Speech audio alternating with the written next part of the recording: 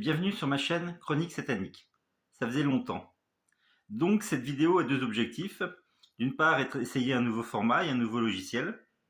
Et d'autre part, vous présenter une nouvelle série de blogs en attendant de futures vidéos consacrées au guide 2006 de la MIVILUD, la mission de vigilance et de lutte contre les dérives sectaires, donc guide qui était consacré au satanisme. Ce guide, malheureusement, sans nier l'importance de la lutte contre les dérives sectaires, qui sont malheureusement très présentes aussi dans le satanisme, comporte un certain nombre d'imprécisions, d'inexactitudes, d'approximations, voire d'inventions. J'ai donc décidé de lancer une série en 4 billets de debunking de ces erreurs les plus flagrantes. Le premier billet est consacré à une affirmation suivant laquelle Lavey, le fondateur de l'Église de Satan, aurait été ami avec Lafayette Runibard, le fondateur de l'Église de Scientologie. C'est faux. J'en profite pour revenir sur un certain nombre de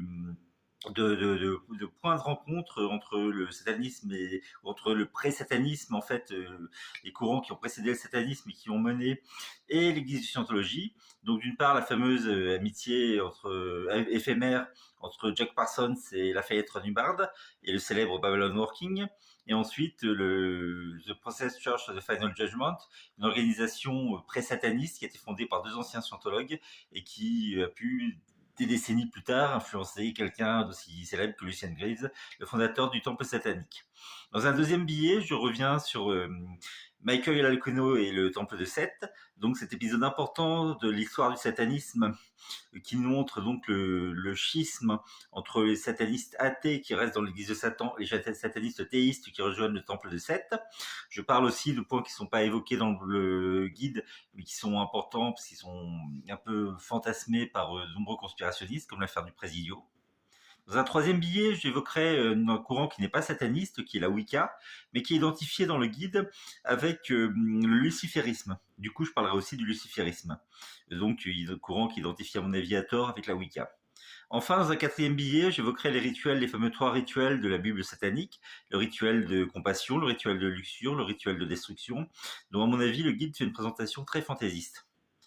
Voilà, et bien sûr, je reviendrai vers vous dans de nombreuses vidéos, j'espère, sur différents sujets du satanisme, son actualité, son histoire, les courants adjacents. Voilà, gloire à Satan, et à bientôt.